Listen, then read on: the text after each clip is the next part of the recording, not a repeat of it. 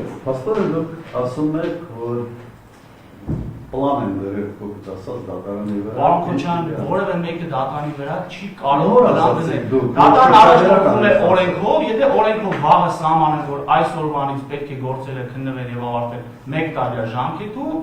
ամենայն դեպս հանրապետությունում երկրորդ գործ, ես ականջալուր չեմ եղել, որ 876 վկա, 112 տուժող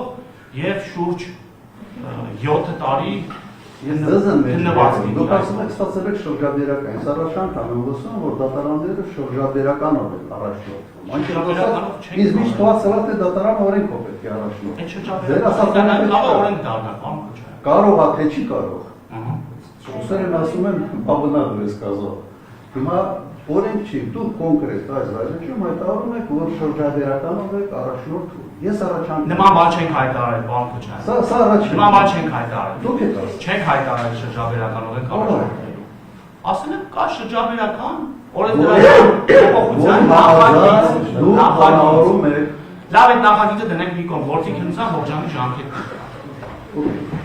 Ես դրա համար ստեղծում է տպավորություն, որ ինչ-որ բան են դրել։ Հիմա Որն է ողջամի ժամկետը։ Ես ուրիշ բան եմ ուզում ասել։ Ասեմ ողջամի ժամկետը։ Ո՞ր է ողջամի ժամկետը։ 600 կամ 800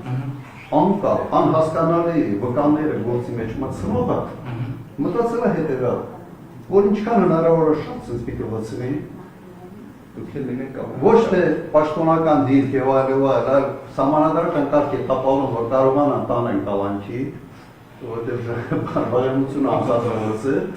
եւ կալանքի տակ պահելով մի 10 տարի, փոքր ասած ինձ պահեն կալանքի տակ։ Նպատակը սա է։